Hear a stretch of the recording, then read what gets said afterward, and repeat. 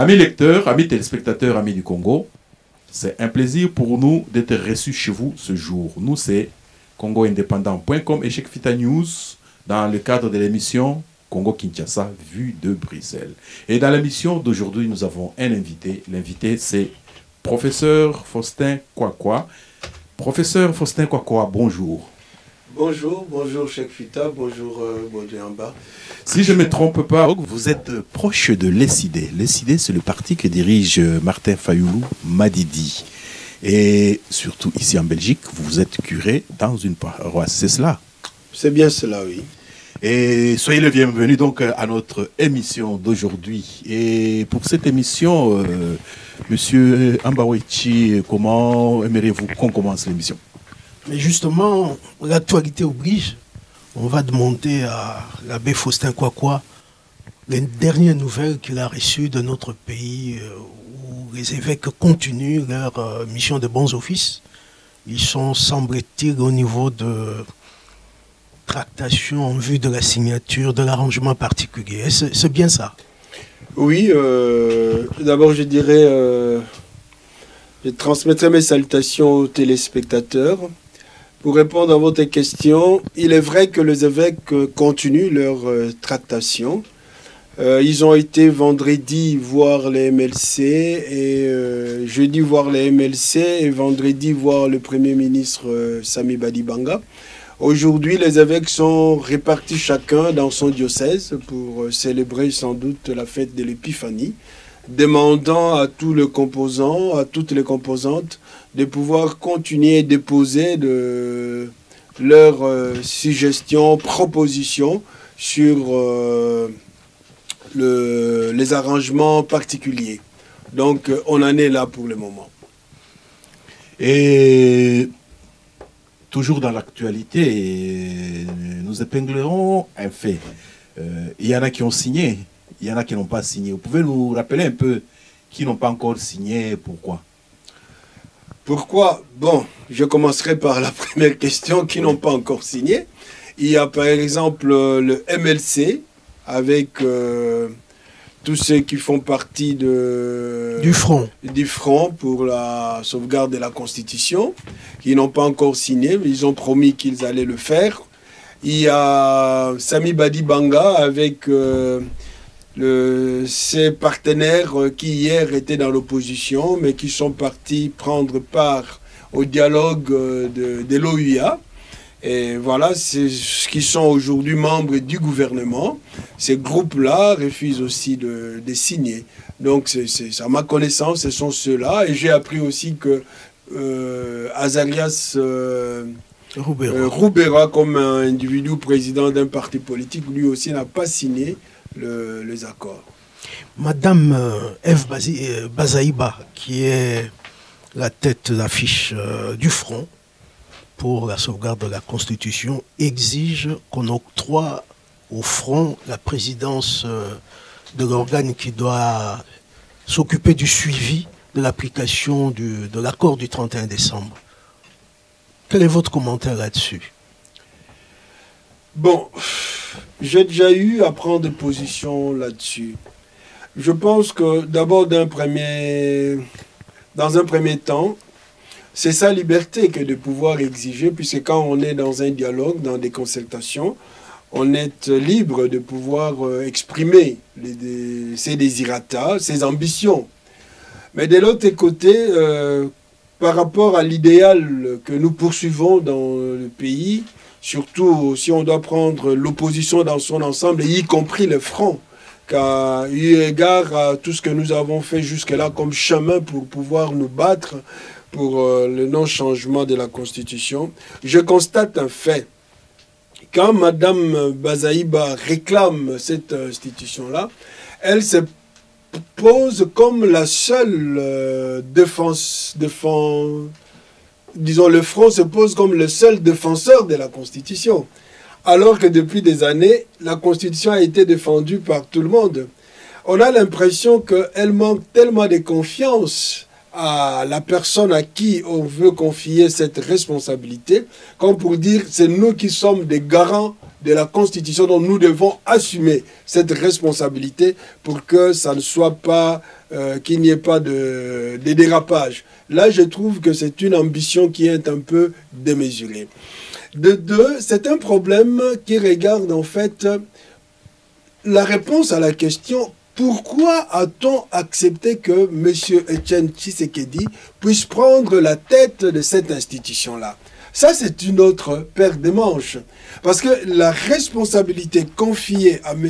Etienne Tshisekedi comme président de cette commission est faite de manière personnelle en tant qu'individu Tshisekedi. Je l'ai dit l'autre jour, vous savez qu'en 2011, nous avons eu deux candidats qui se sont distingués de la mêlée. D'un côté, il y avait Joseph Kabila et de l'autre côté, Etienne Tshisekedi. Et à l'issue des élections, on a entendu, on a vu les deux candidats prêter serment disant que chacun a été vainqueur des élections. Et c'est cette attitude qui a occasionné ce que nous avons appelé dans notre pays la crise de légitimité, qui a depuis 2013 amené à ce que l'ONU puisse proposer aux Congolais de pouvoir faire le dialogue, déjà à ce moment-là, faire le dialogue pour régler ces problèmes de crise de légitimité. Oui, mais une question. Oui. Que répondez-vous à ceux qui disent que les tractations en cours prennent l'allure d'un partage de postes, c'est-à-dire que ce soit le pouvoir, que ce soit l'opposition, ce qui les intéresse désormais, ce n'est pas l'organisation des élections, mais le partage du pouvoir. Non, moi je pense que c'est un peu trop aller vite en besogne que de dire ça. Il est tout à fait incontestable. Ça, on doit le savoir. On ne peut pas faire de la politique sans toutefois passer par l'exercice du pouvoir. On ne peut pas arriver aujourd'hui à régler le problème de notre pays sans toutefois exercer le pouvoir. Donc, en mettant en place un gouvernement de transition, absolument les acteurs, les uns et les autres, vont exercer le pouvoir. Donc, qu'on ne fasse pas de cela comme la motivation profonde. Non, c'est un tremplin. C'est je dirais, l'acte par lequel on est obligé de passer pour assurer le respect de la Constitution et faire revenir le pays sur le rail afin d'en faire un pays où il y a des droits. Ça, on doit garder ça dans l'esprit. Vous voyez? Alors, pour achever ma réponse à la première question, je disais, si M. Etienne Tshisekedi a été nommé à cet endroit-là, c'est, comme je le disais, c'est pour faire l'interface de Kabila qui est de l'autre camp comme président de la République, qui peut d'une façon ou d'une autre, on le sait d'ailleurs, qui manipule les différentes institutions, la Cour constitutionnelle, la CENI, ainsi de suite. Donc de l'autre côté, il fallait justement, on avait dit, pour d'un côté honorer le travail bien sûr fait par Tshisekedi que personne ne peut nier, mettre quand même, puisque moi, personnellement, je suis un peu indigné d'entendre que non, pourquoi on doit mettre Tshisekedi? Nous, on doit être là pour veiller à ce que la Constitution... Mais Tshisekedi a toujours fait son combat pour le respect de la Constitution. Penser aujourd'hui que Tshisekedi va contribuer à torpiller la Constitution, je trouve ça quand même un peu aberrant. Je trouve ça aberrant. C'est à ce titre-là qu'il a pris ces postes-là. Alors, de l'autre côté, évidemment, pour ce qui est de la primature et des autres postes du gouvernement, mais les autres composantes pourront bien jouer tel ou tel rôle. Le problème ne se pose pas. Bien, merci beaucoup, Monsieur Faustin Kwakwa. Toujours dans l'actualité, voyons un peu la réaction dans l'autre camp. Monsieur Lambert Mende, porte-parole du gouvernement actuel, a dit la majorité au Parlement ne sera pas automatique par rapport au gouvernement à venir. Est-ce que cela va dans le sens ou non des accords signés? Parce que dans les accords, on dit le Parlement reste. Et donc le Premier ministre qui sortira, s'il va au Parlement, eux de la mouvance, ils disent non, non, ça ne veut rien dire. Ayakak. D'abord, pour répondre à cette question, je ne vous pose pas la question, je pose la question à M. Mende. Quand un gouvernement passe devant le Parlement pour qu'il puisse être accrédité, quel est le premier motif qui, je dirais, sur lequel le gouvernement, ou disons le Parlement, doit miser afin de créditer un gouvernement pour le mettre en place. Et c'est la tête du Premier ministre ou c'est le programme du gouvernement. Ce n'est pas le problème d'abord du visage du Premier ministre. Ce n'est pas le problème de la tête du Premier ministre. Le gouvernement est accrédité à partir du programme qu'il présente au Parlement. C'est à partir de ce programme-là que le Parlement accepte ou n'accepte pas ce que le gouvernement présente. Or, aujourd'hui, on vient de signer un accord, aussi bien par le pouvoir que l'opposition. Et cet accord détermine, délimite le programme gouvernemental. Vous comprenez que du moment où ce programme gouvernemental est fixé par tout le monde de manière consensuelle, ce gouvernement-là, il n'aura qu'à exercer le programme. Donc, qu'on le veuille ou non, il ne vient pas demander qu'il soit accrédité par ce Parlement comme si le programme qu'il présente était le programme personnel du Premier ministre. D'ailleurs, c'est là où peut-être il faudrait qu'on revoie dans les arrangements particuliers. En principe, comme il s'agit d'un compromis politique, et on devait mettre une clause qui stipule clairement que le Parlement ne peut pas s'opposer à ces gouvernements-là. Ça, moi, je conseille même au camp politique, à tout le monde, quoi, même aux évêques. Donc, le Parlement ne peut pas s'opposer à la mise sur pied de ces gouvernements parce que, contrairement même à la Constitution, le gouvernement n'est pas issu de la majorité. Le gouvernement vient de l'opposition parce qu'elle est minoritaire. Et le gouvernement exerce un programme qui lui est assigné par un compromis politique arrangé par tout le monde. Même la majorité. Même la majorité y est dedans. Donc, à ce niveau-là, tout le monde est appelé à accepter. Et puis, nous sommes dans un contexte tout à fait spécial. Nous sommes dans un... Ce sont des éléments que nous devons prendre en compte pour qu'on ne puisse pas nous amener à croire que la situation est tout à fait normale, alors le Parlement peut ou ne pas accepter ces gouvernements. Non, là, si on entre dans ce sens-là, on est en train de biaiser les choses. Politiquement parlant, c'est faux. Merci bien. Je crois que le moment est venu de rentrer dans le vif du sujet. Oui, je vous en prie. Mais si nous sommes aujourd'hui dans la situation qui est la nôtre au pays, beaucoup disent c'est parce que les lois n'ont pas été respectées. Essentiellement la Constitution. Beaucoup disent que les Congolais n'ont pas le respect des textes. D'autre part, même de la culture des textes. Quelle serait la cause, selon vous, de ce manque de respect des textes légaux? Quelle serait la cause? Je pense que les gens, vous savez, souvent quand nous, Congolais... Mais est-ce que vous êtes d'abord d'accord? Mais oui, bien sûr, parce que nous le fond du problème. Vous avez raison, nous le remarquons, nous le constatons sur le terrain politique.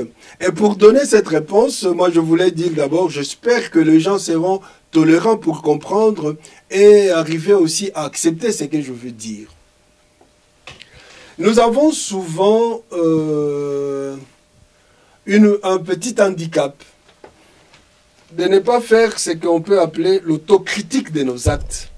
Et surtout de reconnaître nous-mêmes nos parts de responsabilité dans ce que nous faisons.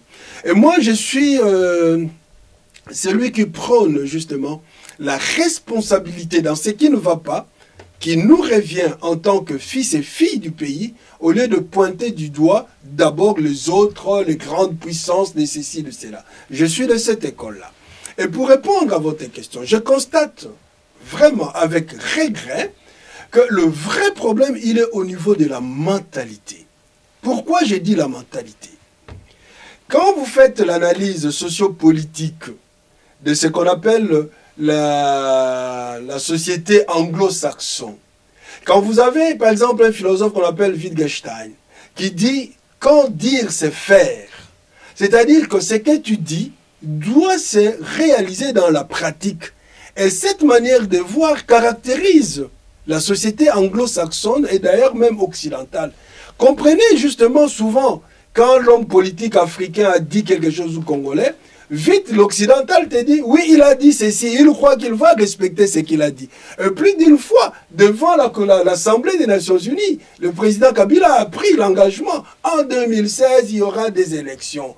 Et quand vous alliez auprès de différentes chancelleries, ils vous disaient, mais non, il a dit ça clairement devant l'Assemblée des Nations Unies, qu'il y aura des élections. Pour eux, ils sont dans cette logique de quand dire, c'est faire. Donc la parole donnée doit être mise en pratique. Mais ce qui n'est pas le cas chez nous. Mais vous avez parlé de la mentalité. Mais justement, la mentalité. Nous sommes des cultures orales. Mais justement, la mentalité chez nous, c'est la distance entre le dire et le faire.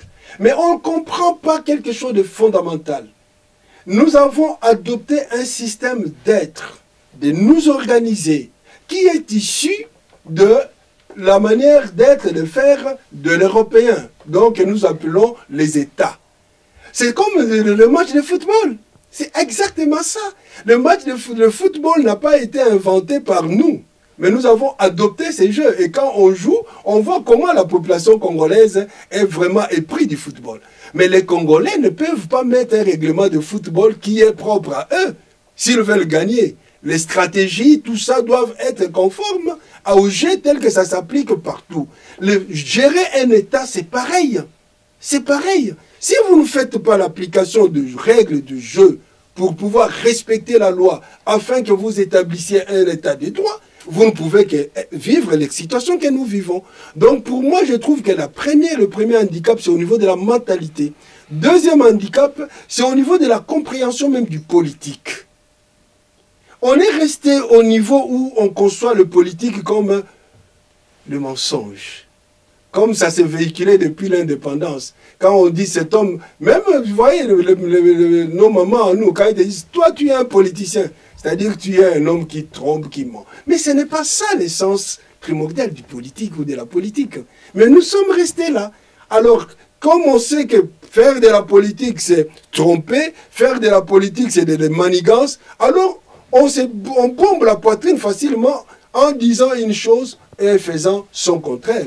Mais ça, on doit se rendre compte que c'est vraiment aberrant. Ça n'honore pas l'homme politique. Et nous devons sortir de cette mentalité pour pouvoir appliquer la règle du jeu, de tous les jeux politiques, tel que ça se joue ailleurs, et de la probité de l'homme politique. Quand il a dit quelque chose, qu'il réalise, c'est ça qui fait sa grandeur. C'est ça qui lui donne la dignité et l'honneur. Ce n'est pas dire une chose à gauche et puis faire autre chose à droite. C'est aberrant, c'est ridicule, c'est méprisant. Voilà. J'ai deux exemples. Il était prévu que le 19 décembre, le mandat de M. Kabila prenne fin. Il était prévu que le 19 septembre, la CENI organise les élections, enfin, elle convoque le corps électoral. La CENI ne l'a pas fait. M. Kabila est resté au pouvoir. Est-ce que vous pouvez, sur base de tout ce que vous dites, et le ciel n'est pas tombé sur la tête du Congo, comme dit un politicien qu'on connaît bien au Congo. Et nous trouvons normal. Qu'est-ce qui ne va pas? C'est dû à quoi? On fait quoi? Mais on le sait, la CENI n'a pas fait des trucs parce que la volonté fondamentale qui était là, c'est de faire pourrir les choses. Faire pourrir les choses pour que M. Kabila reste indéfiniment au pouvoir. Et si les élections n'ont pas eu lieu, il ne faut pas s'enorgueillir.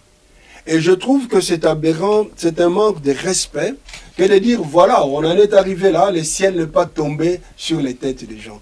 Ce n'est pas respectable. Il faut avoir un peu, quand même, une certaine gêne pour dire des choses pareilles. Voilà. Mais ce qu'il faut retenir, le ciel n'est pas tombé parce qu'avant que la date n'arrive, il y a eu déjà un processus qui a été amorcé. Le fameux dialogue mené par la CENCO. Les gens ont fait confiance en cela. Et ce dialogue-là, ou ce processus, a essayé de tempérer les ambitions, le tempérament, la nervosité, et de calmer un peu le peuple pour dire, veillons voir qu'est-ce que les évêques vont faire. C'est ça qui a permis qu'on puisse passer sans beaucoup de... Il y a eu des morts. C'est-à-dire qu'il y en a qui, malgré le processus, qui ont dit non, il faut en découdre. Mais ce qui a été dit, a été dit de telle sorte que les choses puissent être un peu adoucies. Mais troisièmement, on ne peut pas oublier ce qui est aussi fondamental. Le mandat juridique du président Kabila, qu'il a eu honnêtement ou malhonnêtement, à tort ou à raison, depuis 2011, ce mandat-là est fini. C'est fini le 19 décembre. Nous devons nous en convaincre. C'est comme ça, d'ailleurs, eux-mêmes, vous vous êtes rendu compte qu'après avoir signé les accords de la CENCO, la mouvance commençait déjà à dire il faut aller voir le président parce que la légitimité du président aujourd'hui sort de ces textes qu'on a signés à la CENCO. Personne ne peut se tromper là-dessus. C'est parce que le processus de ces dialogues a amené le peuple congolais, à travers les acteurs politiques, à se mettre d'accord pour que tous, désormais, puissent tirer la légitimité, non pas juridiquement de la Constitution, mais politiquement du texte qu'ils ont signé. C'est ça qui est primordial et c'est ça qui a essayé de tempérer un peu les passions, les nervosités, ainsi de suite. Bien, M. Ambaweti. J'ai plusieurs questions. Allez-y, posez des questions. Depuis 1990, disons depuis le discours fait par le président Mobutu le 24 avril 1990 annonçant le retour au multipartisme, toute la politique n'avait que quelques mots dans la bouche. L'état de droit. Vous êtes politologue, c'est quoi l'état de droit? Ça, c'est la première question. Est-ce que nous y sommes? Deuxième question, que pensez-vous de ceux qui disent qu'il n'y a pas d'état de droit sans démocratie? Voilà les deux questions. Bon, il n'y a pas d'état de droit sans démocratie. Je commence peut-être par la deuxième. Parce que justement, la démocratie, ce n'est pas le fait d'organiser des élections. La démocratie, c'est toute une culture. Et dans la culture démocratique, il y a ce qu'on appelle le respect des droits qui se fonde sur le respect de la loi. Et le pendant d'une démocratie, c'est justement la loi. À travers dans la démocratie, la loi vient s'imposer et fait sa dictature.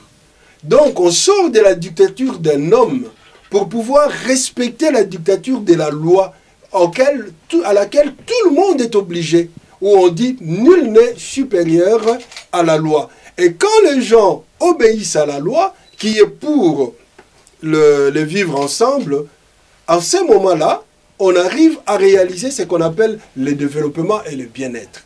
C'est dans ce sens-là. Donc, l'état des droits, c'est construit sur cette base où nous avons la loi et tous, même celui à qui on a donné cette responsabilité, ne doit pas se mettre au-dessus de la loi. Il doit se mettre en dessous de telle sorte que la loi s'applique sur tout le monde. Sur tout le monde. Et quand on respecte cette loi telle qu'elle est établie, avec les structures que la société elle-même a mis sur pied, comme le Parlement, parce que dans une démocratie, il s'agit du Parlement qui vote les lois, et il s'agit de l'exécutif qui exerce les lois, et le juridique qui essaye de régler les conflits, et tous ces pouvoirs qui doivent travailler de manière autonome et indépendante, si on les respecte, voilà ce qu'on appelle l'état des droits. Mais une question. Est-ce que le grand problème du Congo, ce n'est pas parce que, comme disent les Français, il n'y a personne qui surveille les gendarmes? Qui surveille les gendarmes? Mais justement, le problème, c'est d'abord parce qu'il y a... Je ne parlerai pas en termes de conflit, mais c'est parce qu'il y a manque d'indépendance et d'autonomie de tous ces pouvoirs qui sont reconnus dans un État démocratique qui doivent opérer de manière autonome. Et quand l'exécutif prend les dessus sur les législatifs et les judiciaires, on tombe directement dans l'anarchie et dans ce que nous appelons la dictature. Ça n'a rien à faire. Donc, au Congo, c'est ça la situation. Mais que faire?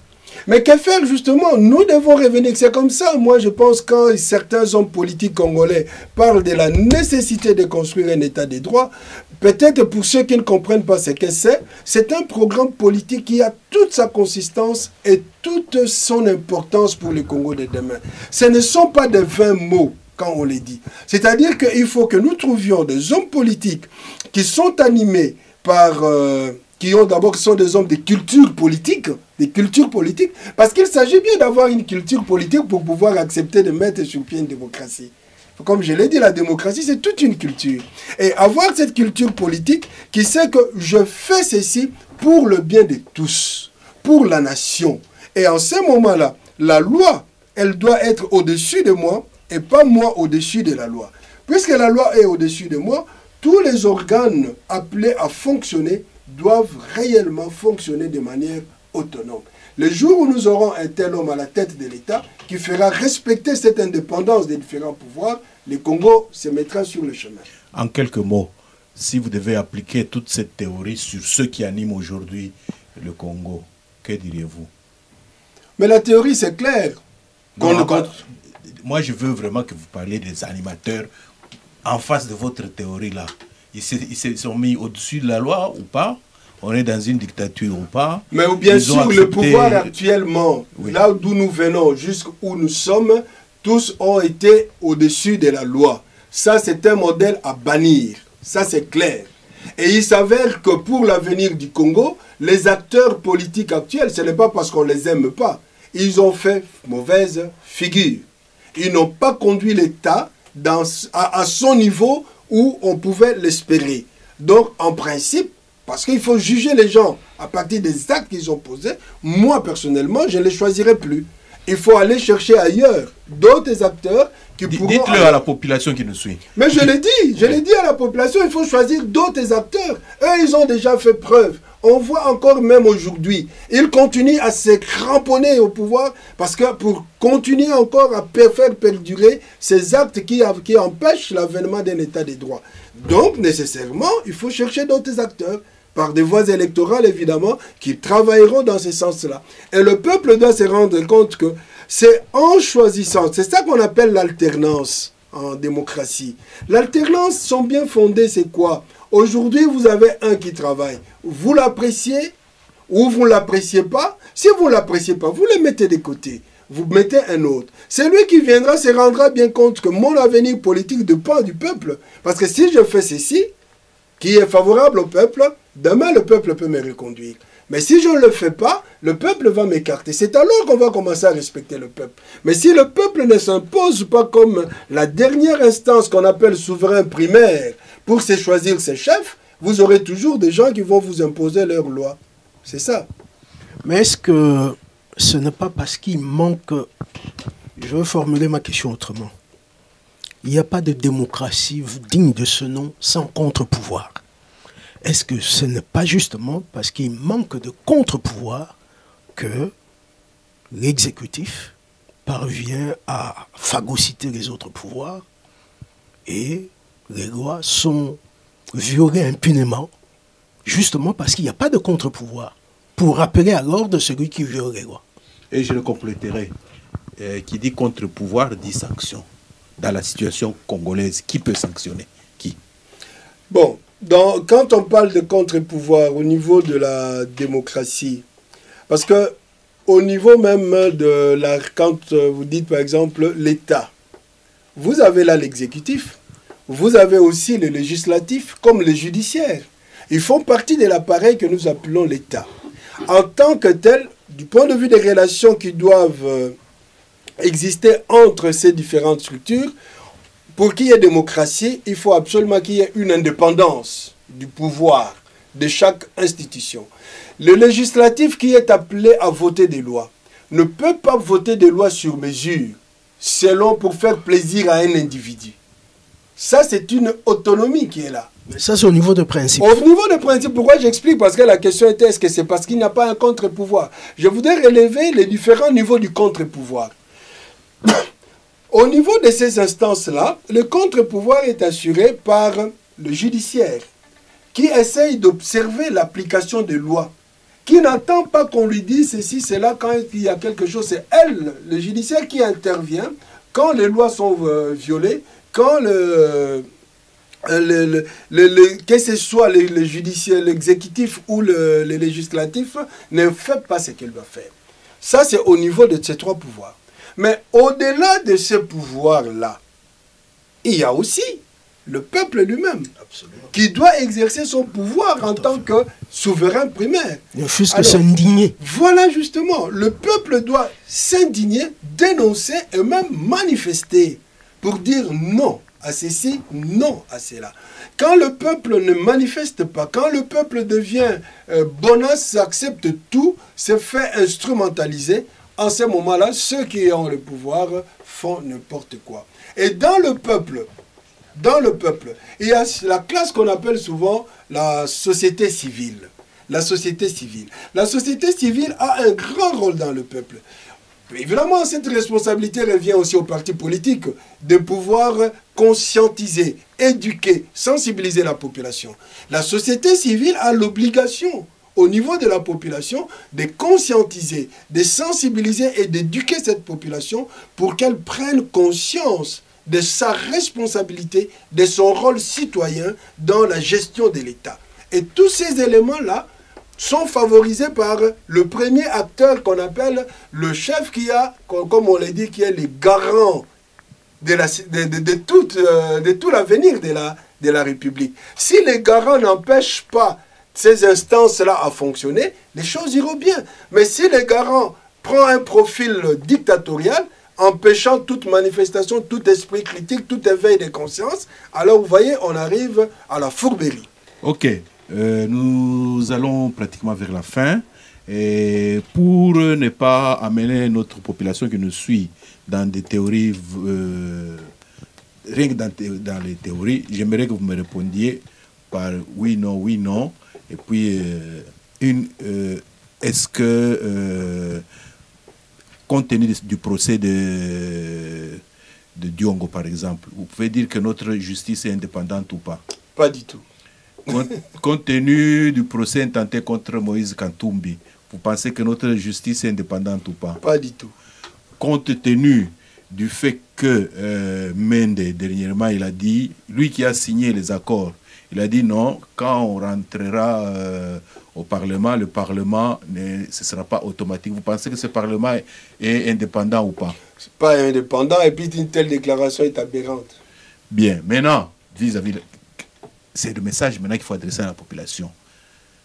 Ils se rendent compte que tous les pouvoirs sont détenus par une clique d'individus, pour ne pas dire par une seule personne. Qu'est-ce que le peuple devra désormais faire si, dans les jours à venir, parce que nous sommes mi-janvier, on a signé des accords, et au rythme où vont les choses, on a l'impression qu'il y en a qui voudraient que ça traîne jusqu'au calendrier grec. Quelle devrait être la position de la population et des partis politiques de l'opposition dont vous êtes proches? Mais moi, je veux compléter un bout. En cas d'échec de l'accord du 31 décembre, que faudrait-il faire? Voilà. Justement, c'est pratiquement la réponse à la même question. Moi, je pense, comme on vient de l'épingler tout à l'heure, le peuple constitue le contre-pouvoir par excellence. Donc le peuple congolais doit rester éveillé. Le peuple congolais doit se dire les choses ne sont pas encore... Le jeu n'est pas fait. Là où nous sommes que dans un processus. Et on doit se déterminer pour dire il ne faut pas que ça aille en longueur inutilement. Ça ne peut pas aller en longueur. Donc, puisque le peuple est la dernière instance de la décision, il doit s'assumer. Il doit prendre ses responsabilités cette fois-ci. Qu'on est entré dans le processus du dialogue, ce n'est pas mauvais. Ce n'est pas mauvais. Qu'on ait désamorcé ce qu'on a senti comme volonté d'en découdre, en disant on ne sait pas où ça devait arriver, ce n'est pas mal. Mais ça se met en faisant quoi concrètement? Qu'on ne puisse pas continuer à abuser de ce peuple-là, de sa passion et de sa bonne foi. C'est comme ça, moi je dis, l'application de l'article 64 reste toujours démise. L'application de l'article 64 est là. Si les gens sentent vraiment qu'ils sont abusés, même le parti politique de l'opposition, comme vous venez de le dire, ils doivent faire appel à l'application de l'article 64. Parce qu'on ne peut pas continuer à accepter que tout un peuple soit pris en otage par un groupe d'hommes. Ce n'est pas possible. eux, il faut aussi le leur dire. Ils ont pris l'argent, ils ont volé, ils ont fait ce qu'ils ont voulu faire. Mais au moins cette fois-ci qu'ils prennent conscience d'une chose. Que tout ce que nous avons, eux et nous, en commun, c'est notre nation. C'est notre nation. On n'a pas à continuer à brader cette nation. L'avenir de leurs enfants, de leurs petits-enfants, dépendra de la gestion de cette nation que nous faisons aujourd'hui. Qu'ils se laissent éclairer par leur conscience. Comme on leur disait, le pape a lancé un message là à Noël, en leur disant que chacun puisse obéir à sa propre conscience. Pourquoi? Parce qu'on sait que beaucoup parmi eux sont instrumentalisés. Instrumentalisés par des individus comme par l'argent. Sortez de cette instrumentalisation. Voyez les choses en face. Vous êtes trop joués de la population. Ne revenez pas aujourd'hui comme par on ne sait quel instant, la Constitution devient une chanson. Mais nous sommes là parce qu'on n'a pas respecté la Constitution. Aujourd'hui, ils deviennent les garants de la Constitution. Ils ne se sont jamais rendus compte que depuis qu'ils avaient eu le pouvoir, leur fonction, leur responsabilité était de respecter la Constitution jusqu'à amener les gens aux élections. Mais ils ne l'ont pas fait. Il faut quand même quelque part qu'on se gêne un peu quand on parle. Qu'on ne nous prend pas tous pour des idiots. Nous avons quand même un cerveau qui tourne pour analyser et comprendre des choses. Donc toutes les déclarations qui sont faites par-ci, par-là, nous savons que ce sont des manœuvres dilatoires pour empêcher le processus. Peuple congolais, ne te laisse pas dribbler, ne te laisse pas instrumentaliser. Surtout, il faut que tu saches, ton avenir dépend de toi-même. Prends-toi en charge. Merci bien, monsieur Faustin Kwakwa. C'est une belle conclusion. J'aurais même été tenté de vous demander qu'est-ce que vous devez donner comme mot d'ordre pour cette année 2017. Même bon, je préfère laisser à mon confrère Ambawechi le dernier mot pour conclure et terminer cette émission. Ben, pour être concret, la population doit se lancer dans une révolution populaire par article 64. Au cas où mais pourquoi pas? Tout bloc. Pourquoi pas? C'est son droit. C'est son droit. S'il peut le faire, tant mieux. Mais il faut s'y mettre, il faut préparer cette population à ça. C'est comme ça que j'ai évoqué la société civile, j'ai évoqué des partis politiques. Il faut préparer cette société à ça.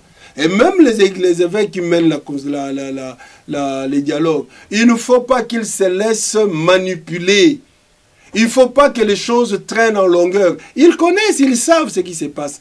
Même quand les évêques vont voir Badibanga. Mais on sait très bien que Badibanga, vous pouvez comprendre, vous, le président lui-même qui a nommé Badibanga, son mandat est terminé. Et de quel nom? Pourquoi Badibanga doit dire « moi je ne peux pas ». Il n'est pas Premier ministre personnellement. Il a été nommé. Tu ne peux pas toi-même par volonté personnelle dire « je m'accroche au pouvoir, je ne dépose pas ma démission ». Ça ne se fait nulle part. La démission, elle n'est pas dépendante de bonne humeur d'un individu parce qu'il a exercé les fonctions. Si on dit il doit déposer sa démission, ça c'est un rythme tout à fait protocolaire. Mais en réalité, c'est le chef de l'État qui dit au Premier ministre « je ne veux plus continuer avec toi ». Alors, par des raisons protocolaires, il vient déposer la démission. Alors, il ne peut pas refuser. Ça ne se fait nulle part. Alors, aujourd'hui, qu'on nous fasse dépendre de la volonté du Premier ministre, c'est aberrant. C'est aberrant.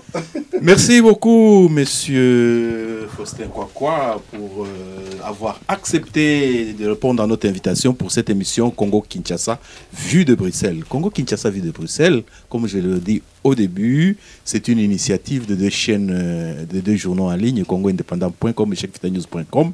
Et nous avons des partenaires techniques qui sont Congo Spot News, que dirige Oncle Kinch et qui assure le son que vous entendez. Ma voix, sans lui, elle ne serait pas arrivée chez vous.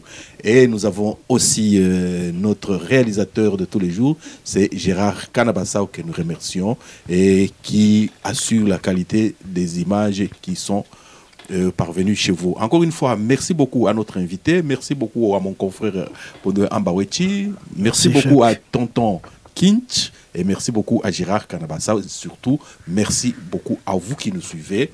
Si vous avez aimé cette émission, essayez de la répercuter autour de vous. Ce n'est que comme ça que la vérité atteint tout le monde. Encore une fois, merci et à la prochaine émission.